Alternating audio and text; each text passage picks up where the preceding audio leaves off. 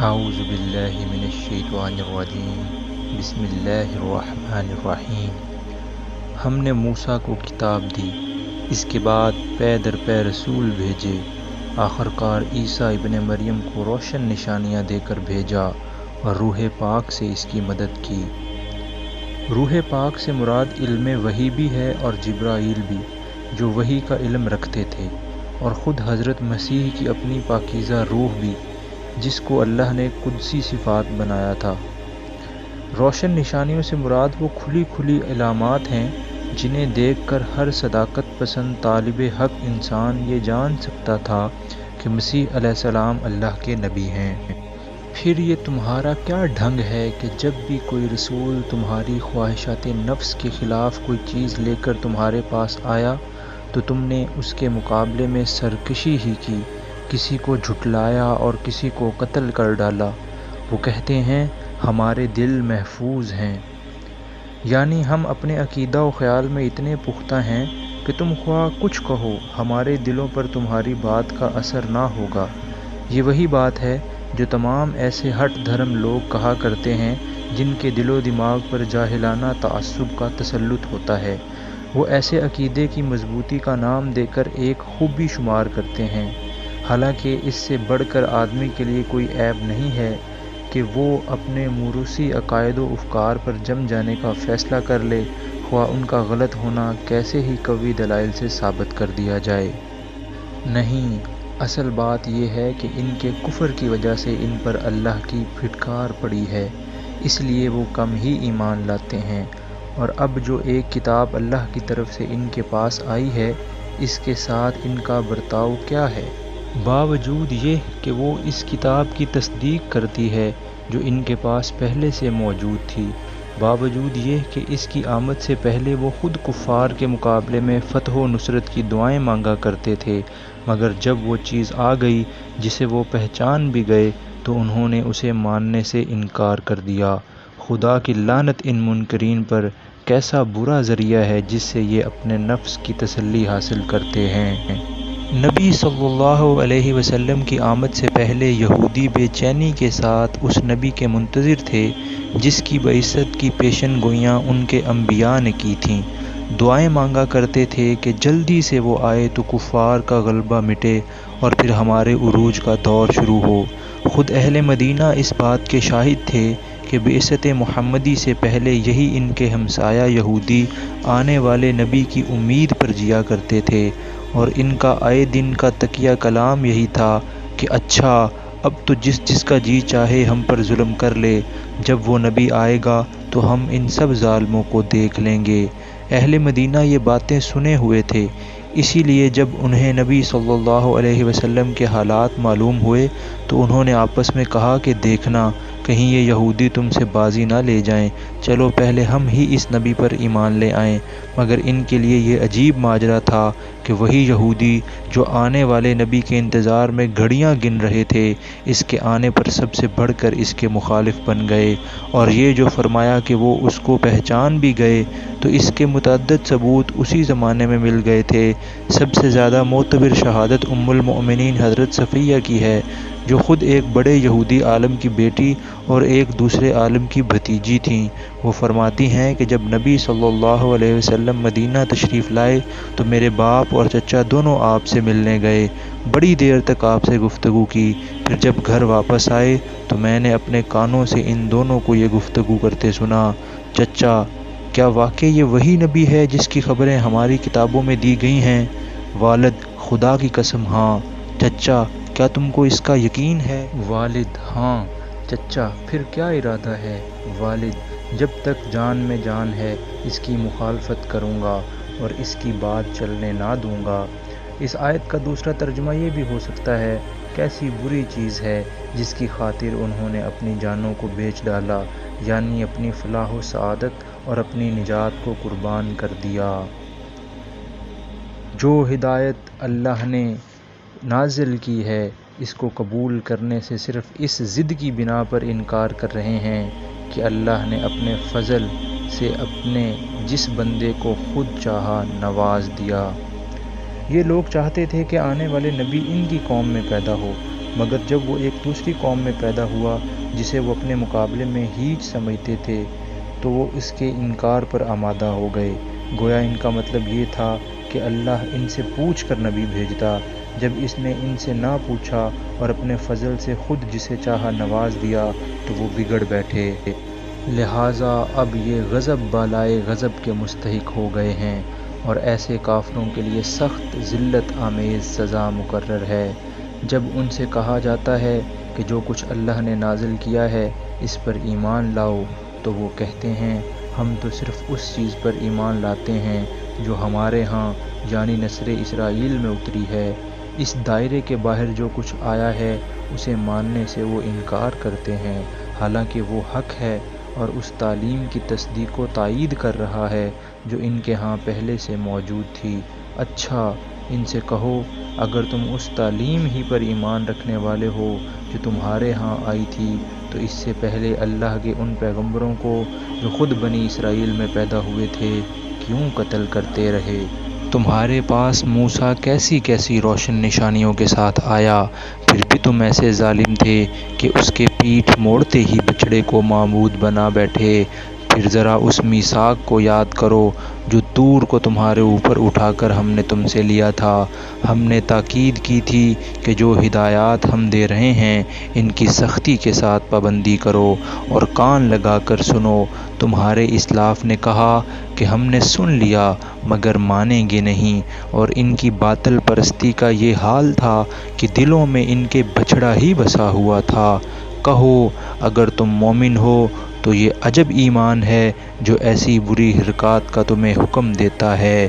ان سے کہو کہ اگر واقعی اللہ کے نزدیک آخرت کا گھر تمام انسانوں کو چھوڑ کر صرف تمہارے ہی لیے مخصوص ہے تب تو تمہیں چاہیے کہ موت کی تمنا کرو اگر تم اپنے اس خیال میں سچے ہو۔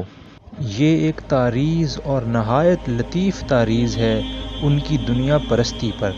جن لوگوں کو واقعی دار آخرت سے کوئی لگاؤ ہوتا ہے وہ دنیا پر مرے نہیں جاتے اور نہ موت سے ڈرتے ہیں، مگر یہودیوں کا حال اس کے برعکس تھا اور ہے۔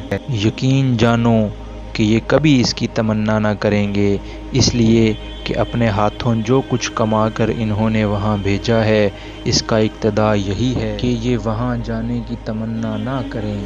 اللہ ان ظالموں کے حال سے خوب واقف ہے، تم انہیں سب سے بڑھ کر جینے کا حریص پاؤ گے۔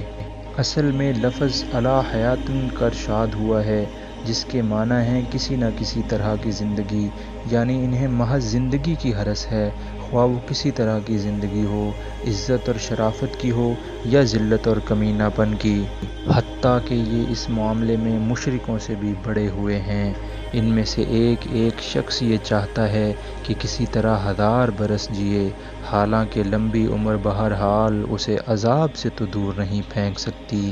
جیسے کچھ اعمال یہ کر رہے ہیں اللہ تو انہیں دیکھ ہی رہا ہے۔ ان سے کہو کہ جو کوئی جبرائیل سے عداوت رکھتا ہو، یہودی صرف نبی صلی اللہ علیہ وسلم کو اور آپ پر ایمان لانے والوں ہی کو برا نہ کہتے تھے بلکہ خدا کے برگزیدہ فرشتے جبرائیل کو بھی گالیاں دیتے تھے اور کہتے تھے کہ ہمارا دشمن ہے، وہ رحمت کا نہیں عذاب کا فرشتہ ہے۔ اسے معلوم ہونا چاہیے کہ جبرائیل نے اللہ ہی کے اذن سے یہ قرآن تمہارے قلب پر نازل کیا ہے، یعنی اس بنا پر تمہاری گالیاں جبرائیل پر نہیں بلکہ خداوند برتر کی ذات پر پڑتی ہیں جو پہلے آئی ہوئی کتابوں کی تصدیق و تائید کرتا ہے۔ مطلب یہ ہے کہ یہ گالیاں تم اسی لیے تو دیتے ہو کہ جبرائیل یہ قرآن لے کر آیا ہے، اور حال یہ ہے کہ یہ قرآن سراسر تورات کی تائید میں ہے، لہذا تمہاری گالیوں میں تورات بھی حصے دار ہوئی اور ایمان لانے والوں کے لیے ہدایت اور کامیابی کی بشارت بن کر آیا ہے۔ اس میں لطیف اشارہ ہے اس مضمون کی طرف کہ نادانوں اصل میں تمہاری ساری ناراضی ہدایت اور راہ راست کے خلاف ہے۔ تم لڑ رہے ہو اس صحیح رہنمائی کے خلاف جسے اگر سیدھی طرح مان لو تو تمہارے ہی لیے کامیابی کی بشارت ہو۔ اگر جبرائیل سے ان کی عداوت کا سبب یہی ہے تو کہہ دو کہ جو اللہ اور اس کے فرشتوں اور اس کے رسولوں اور جبرائیل اور میکائیل کے دشمن ہیں اللہ ان کافروں کا دشمن ہے۔ ہم نے تمہاری طرف ایسی آیات نازل کی ہیں جو صاف صاف حق کا اظہار کرنے والی ہیں، اور ان کی پیروی سے صرف وہی لوگ انکار کرتے ہیں جو فاسق ہیں۔